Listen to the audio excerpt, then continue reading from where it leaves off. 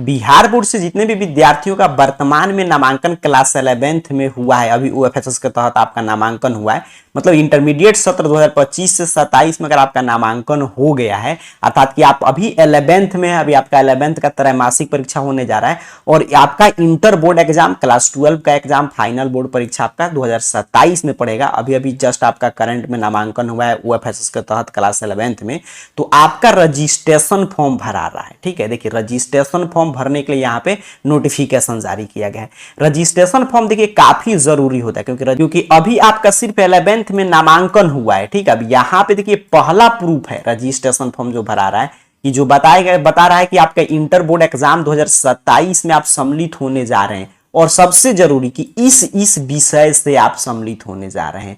ठीक है, मान लीजिए अभी तो आपका आर्ट्स में नामांकन हो गया है, अच्छा, या साइंस में आपका नामांकन हुआ या कॉमर्स में, तो इसके माध्यम से अपना स्ट्रीम आप नहीं बदल पाएंगे, नहीं कि आर्ट्स में नामांकन लेंगे तो कॉमर्स में आ जाएंगे या कॉमर्स में नामांकन लेंगे साइंस में जाएगा, ऐसे संभव नहीं है। लेकिन आर्ट्स के अंतर्गत जो इच्छा वो सब्जेक्ट आप भर सकते हैं, साइंस के अंतर्गत जो इच्छा वो सब्जेक्ट ले सकते हैं, कॉमर्स के अंतर्गत जो इच्छा हो वो ले सकते हैं। तो समझिए रजिस्ट्रेशन फॉर्म कितना महत्वपूर्ण है। आपका रजिस्ट्रेशन हो रहा है अभी से ही इंटर बोर्ड एग्जाम 2027 के लिए। और दूसरा बेनिफिट इससे ये होता है कि एक तो ये प्रमाण हो गया कि आप इंटर बोर्ड एग्जाम 2027 में सम्मिलित होने जा रहे हैं और इसी सब्जेक्ट से इस स्ट्रीम के अंतर्गत आप एग्जाम देंगे। और सबसे महत्वपूर्ण कि अगर आप रजिस्ट्रेशन फॉर्म अपना सही से भर के जमा कर दिए तो आगे डमी रजिस्ट्रेशन कार्ड आएगा, रजिस्ट्रेशन कार्ड आएगा आपका ओरिजिनल इंटर बोर्ड एग्जाम 2027 के लिए, एग्जाम फॉर्म भराएगा तो उसमें कहीं पे कुछ भी त्रुटि नहीं रहेगा। मतलब पहला आपके पास और अंतिम अवसर है जिसके माध्यम से आप सभी चीज सही से भर के अपना डॉक्यूमेंट्स को त्रुटि रहित कर सकते हैं। तो आपने क्लियर समझा क्लास 11th के परीक्षार्थियों का इंटर बोर्ड एग्जाम 2027 के लिए, इंटरमीडिएट सत्र 2025 से 27 के लिए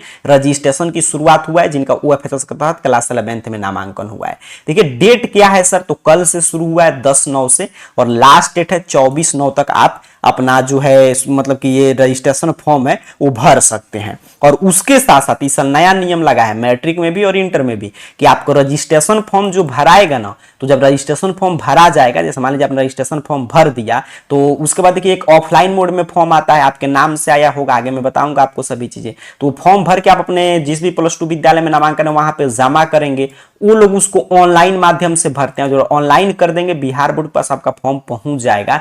तो बिहार बोर्ड बोला है कि उस फॉर्म को फिर से आपको डाउनलोड करके वो लोग देंगे। ठीक है, जब बिहार बोर्ड उसको वेरीफाई कर लेगा तब, और उसको डाउनलोड करके आपको प्राप्त मतलब कर लेना है अपने विद्यालय से, और उसके बाद उस पर अपना हस्ताक्षर, अपने माता पिता अभिभावक की हस्ताक्षर, मतलब आप शपथ पत्र भर रहे हैं कि आप जो भी रजिस्ट्रेशन फॉर्म भर रहे हैं आपने फिर से मिला लिया, दोबारा आपको बिहार बोर्ड मौका दिया। समझिए रजिस्ट्रेशन के समय ही दोबारा मौका दे रहा है, ताकि आगे इसका मतलब क्या है कि त्रुटि सुधार का मौका नहीं देगा, इसलिए इस समय अच्छा से भर लेना है। और उस पर आप हस्ताक्षर करके जमा करेंगे तो विद्यालय के प्रधान फिर से उस चीज को अपलोड कर देंगे, तब आपका रजिस्ट्रेशन कंप्लीट होगा। मतलब आपने समझा कि रजिस्ट्रेशन की प्रक्रिया क्या है। सबसे पहले विद्यालय से आपको अपना रजिस्ट्रेशन फॉर्म प्राप्त करना है और उसके बाद सेकंड स्टेप में उसको भर के दे देना है विद्यालय को, विद्यालय उसको ऑनलाइन कर देगा।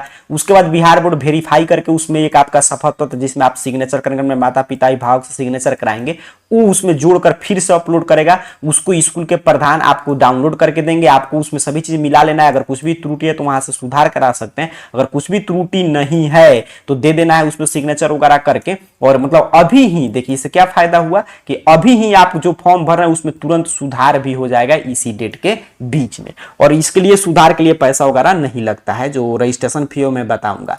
तो मेन बातें यही हो गया कि इसमें सबसे पहले डेट रहता है मेन, तो कल से शुरू हुआ है सभी स्कूल में जहां पे भी आपका नामांकन है वहां पे लास्ट डेट है 24/9 के बीच में आपको अपना रजिस्ट्रेशन फॉर्म भर के जमा कर देना है। अब देखिए रजिस्ट्रेशन फॉर्म किस रूप में आया है, तो जिन भी विद्यार्थियों का ओएफएसएस के तहत क्लास 11th में नामांकन हुआ है और जो विद्यार्थी मान लीजिए मतलब कि नियमित कोटि से हैं तो उनका तो प्री प्रिंटेड आया है, जो ओएफएसएस का फॉर्म भरे थे ना उसी के आधार पे आपका फोटो, सिग्नेचर, नाम, हर एक चीज प्री प्रिंटेड है। बस आपको वहां पे विषय वगैरह का चयन करना है। देखिए जो विद्यार्थी ओएफएसएस के तहत नामांकन लिए हैं पहले से नियमित कोटि से, तो उनका 1 से 17 तक जो रजिस्ट्रेशन फॉर्म में कॉलम है वो पहले से भरा गया है, सिर्फ 18 से 35 तक ही आपको भरना है, ये क्लियर समझना है। और जो विद्यार्थी स्वतंत्र कोटि से हैं तो उनको आपको मतलब उनका पूरा फॉर्म वगैरह भरना पड़ेगा उनको, तो पहले से फॉर्म प्री प्रिंटेड है। तो इसमें कुछ भी त्रुटि होगा तो आप सुधार वगैरह करा सकते हैं। विषय वगैरह नहीं छपा, आपका संकाय छपा होगा कि आप साइंस लिए, आर्ट्स लिए, कॉमर्स लिए,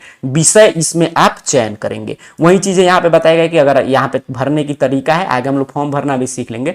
अगर आप RID कार्ड है तो वो सभी चीज भरेंगे, कहाँ पे क्या भरना है। अगर किसी विद्यालय में मान लीजिए कुछ व्यवसायिक कोर्स है तो विद्यालय से आप पता करके उसमें से कुछ भी आप ले सकते हैं। और भाषा विषय आप जानते हैं कि 2 आपको भाषा विषय चुनना होता है, मतलब 2 आपको लैंग्वेज सब्जेक्ट लेना होगा, और 3 ऐच्छिक रहता है तो 3 2 5 हो गया। और एक्स्ट्रा में कोई सब्जेक्ट लेना चाहते हैं तो ले सकते हैं, अन्यथा नहीं। मतलब कम से मिनिमम 5 2 भाषा विषय से, मान लीजिए कोई विद्यार्थी हिंदी इंग्लिश ले लिया, साइंस में तो मान लीजिए मैथ फिजिक्स केमिस्ट्री लिया, जिस विषय में है तो 3 ले लेंगे। और अतिरिक्त अगर एक्स्ट्रा में कुछ रखना चाहते हैं तो वो भी आप रख सकते हैं। तो यहाँ पे वही सब बातें फिर से रिपीट हो रहा है कि आपको फॉर्म तो भरना ही है, उसके साथ साथ यहाँ पे हर जगह वही बात रिपीट किया गया कि फॉर्म को डाउनलोड करके स्कूल से जब मिलेगा तो उसमें एक एक चीज बारीकी से मिला लेना है कि इस रजिस्ट्रेशन फॉर्म में कोई त्रुटि तो नहीं है। अगर त्रुटि है तो तुरंत सुधार आपको करा लेना है। लास्ट डेट है 24/9 तक। वही बातें बार बार यहाँ पे रिपीट किया जा रहा है। अब देखिए फी वगैरह सबसे महत्वपूर्ण है कि सर कितना फी लगेगा, ये सबसे जरूरी है। देखिए फी यहाँ पे पूरा हर एक मद का अलग अलग है, लेकिन यहाँ पे टोटल फी मैं बता दूं तो अगर आप नियमित कोटि के मतलब कि परीक्षार्थी हैं, अर्थात कि आप नियमित से रेगुलर से नामांकन कराए हैं, तो रजिस्ट्रेशन शुल्क आपको 515 रुपया देना होगा, ये क्लियर समझिएगा। अगर आप स्वतंत्र कोटि से 11th में नामांकन कराए हैं तो आपको 915 रुपया देना है। अगर आप मान लीजिए मैट्रिक की बोर्ड एग्जाम अन्य बोर्ड से उत्तीर्ण किए थे, मतलब बिहार बोर्ड से नहीं उत्तीर्ण किए थे, CBSE ICSE या अदर स्टेट बोर्ड से उत्तीर्ण करके बिहार बोर्ड में 11th में नामांकन कराए हैं तो आपको 715 रुपया, जो विद्यार्थी नियमित कोटि से हैं। और जो अदर बोर्ड से आए हैं बिहार बोर्ड में तो उनको अगर स्वतंत्र कोटि से नामांकन कराए हैं तो 1115 रुपया। तो यहाँ पे आपने क्लियर समझा कि जो विद्यार्थी बिहार बोर्ड से ही मैट्रिक किए हैं और 11th में वर्तमान में नामांकन कराए हैं तो उनका अगर नियमित कोटि के हैं तो 515 और स्वतंत्र कोटि के हैं तो 915 रुपया। और जो विद्यार्थी अदर बोर्ड से आकर बिहार बोर्ड में नामांकन लिए तो नियमित कोटि से नामांकन कराए तो 715 और आपके स्वतंत्र कोटि से नामांकन कराए तो 1115 रुपया। तो ये मैंने आपको बता दिया कि आपका मतलब कि रजिस्ट्रेशन शुल्क कितना शुल्क लग रहा है। ठीक है, अब यहाँ पे देखिए आगे की तरफ बताया गया कि क्या मतलब कि ये स्कूल को निर्देश दिया गया कि कैसे वो लोग कितना स्टेप में आपका फॉर्म वगैरह सबमिट करेंगे, कैसे जो आपसे पैसा लेंगे वो बिहार बोर्ड के कार्यालय में सबमिट करेंगे, मतलब बिहार बोर्ड को देंगे। ये पूरा आगे की तरफ वही विस्तृत जानकारी है।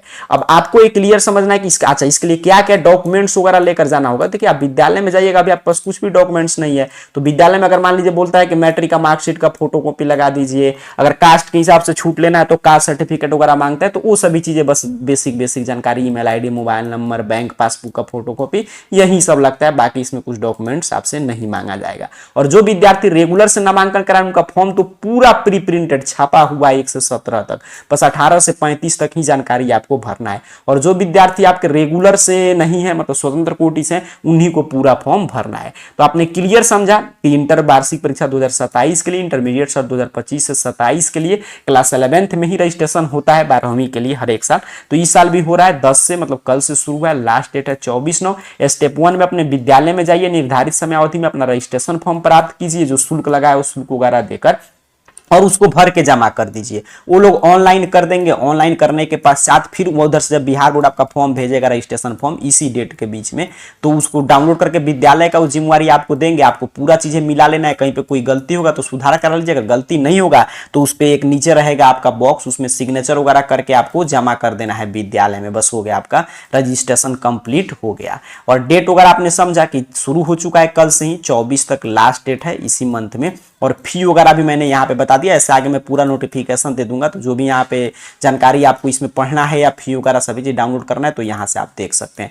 अब चलिए हम लोग चर्चा कर लेते हैं कि रजिस्ट्रेशन फॉर्म कहाँ से आप डाउनलोड करेंगे और ये सभी नोटिफिकेशन आप कहाँ से पढ़ेंगे। तो इंटरमीडिएट सत्र 2025 से 27 में इंटर बोर्ड एग्जाम 2027 के लिए क्लास 11th में रजिस्ट्रेशन फॉर्म डाउनलोड करना है, या कोई भी जानकारी चाहिए, कितना फी लग रहा है, क्या क्या डॉक्यूमेंट्स लेकर जाना है, हर एक जानकारी के लिए गूगल सर्च बॉक्स में अपने मोबाइल फोन में AR कैरियर पॉइंट सर्च कीजिए। आपके सामने सर्च रिजल्ट आएगा और इस तरह arcareerpoint.com वेबसाइट शो होगा। सिंपल सा आपको इस arcareerpoint.com वेबसाइट पे क्लिक कर देना है। जैसे ही आप क्लिक करेंगे आपके सामने देखिए arcareerpoint.com ऑफिशियल वेबसाइट इस रूप में ओपन हो जाएगा। इस वेबसाइट पे नीचे की तरफ बढ़िएगा। अच्छा, आपका 11th का देखिए त्रैमासिक परीक्षा का भी आयोजन हो रहा है, तो उसके बारे में कोई भी जानकारी चाहिए तो इसी वेबसाइट पे नीचे की तरफ बढ़िएगा तो 11th कैटेगरी मिल जाएगा, उससे आप रूटीन वगैरह देख सकते हैं। अभी हम लोग रजिस्ट्रेशन फॉर्म की चर्चा करें। देखिए BSCB अपडेट में यहाँ पे देख रहे हैं लिखा गया BSCB inter registration form 2026 for exam 2027। 2027। तो आइए बीएसईबी अपडेट में पढ़ लीजिए कि आपका एक रजिस्ट्रेशन फॉर्म भरा है 2026 किसके लिए, तो 2027 की बोर्ड एग्जाम के लिए। तो जहां पे भी आपको बीएसईबी अपडेट में पोस्ट दिख जाए, सिंपल सा आपको इस पे क्लिक करना है। जैसे ही आप क्लिक करेंगे आपके सामने इंटर बोर्ड एग्जाम 2027 के लिए जो रजिस्ट्रेशन फॉर्म भरा जा रहा है वर्तमान में, उसकी एक एक जानकारी यहाँ पे ओपन कर देगा। और अच्छा, फी वगैरह में कोई भी दिक्कत हो तो यहाँ पे देखिए पूरा मैं फी का यहाँ पे पूरा डिटेल लगा दिया हूँ। यहाँ से देख सकते हैं किस मद का कितना शुल्क है, किन के लिए कितना शुल्क रखा गया। तो यहाँ से आकर पूरा जानकारी आप पढ़ सकते हैं। यहीं पे आप नीचे की तरफ बढ़ेंगे, यहाँ पे नीचे की तरफ बढ़ते आइएगा तो आपको यहाँ पे डेट वगैरह मिल जाएगा, क्या क्या डॉक्यूमेंट्स लेकर जाना है, सभी चीजें हैं। ऑफिशियल नोटिफिकेशन डाउनलोड करना है, डाउनलोड कर सकते हैं। आर्ट्स का रजिस्ट्रेशन फॉर्म देखना है किस रूप में आया है, साइंस का, कॉमर्स का, वो सभी चीजें का यहाँ पे लिंक मिल जाएगा। तो यहाँ से आप क्लिक करके देख सकते हैं। और अगर आप चाहते हैं कि किसी एक विद्यार्थी का पूरा रजिस्ट्रेशन फॉर्म मैं भरकर सिखा दूं, आपको भरना वगैरह कि हाँ कैसे भरते हैं ताकि कोई भी त्रुटि नहीं रहे, तो नीचे कमेंट बॉक्स में बताइएगा, मैं एक विद्यार्थी का लाइव रजिस्ट्रेशन फॉर्म भरना आपको सिखा दूंगा। वैसे ही आपको रजिस्ट्रेशन फॉर्म वगैरह भर लेना है। तो उम्मीद कर रहा हूं आप क्लियर समझे जो आपका 11th का रजिस्ट्रेशन फॉर्म भरा रहा है इंटर बोर्ड एग्जाम 2027 के लिए। बाकी जानकारी arcareerpoint.com वेबसाइट के बीएसईबी अपडेट से आकर पढ़ लीजिए। आप सभी को बहुत बहुत धन्यवाद।